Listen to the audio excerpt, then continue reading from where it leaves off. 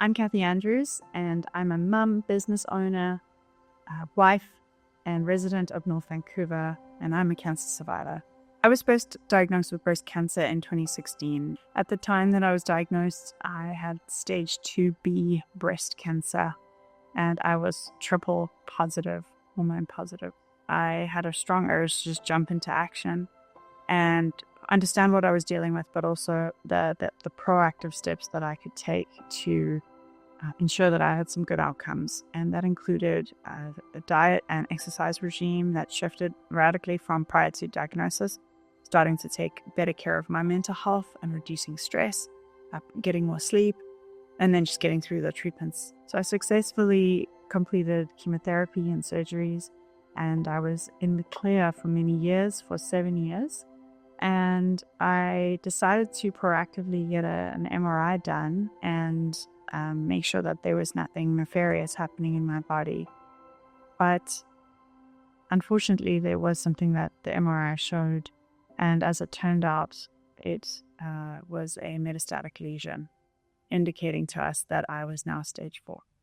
And in the 7 years following the initial diagnosis, I'd made a ton of changes in my life, and I had felt healthy. I felt like we could put the cancer behind me, truly. After my first diagnosis, I cut back on alcohol, but I didn't cut it completely because I didn't think that I needed to, and I got mixed messages about that. So whilst I made several lifestyle changes, alcohol was still present, even though I'd never been a heavy drinker.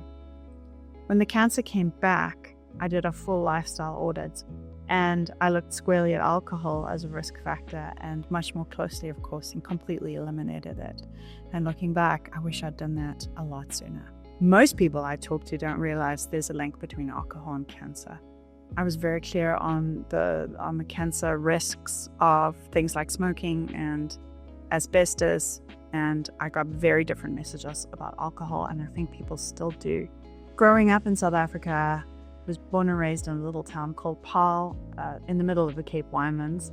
As you can imagine by name, Cape Winelands, wine is practically a food group.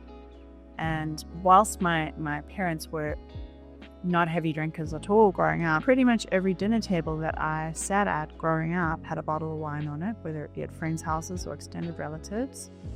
Wine was seen as sophisticated, good for your soul, great companion to meals, in moderation, good for your heart.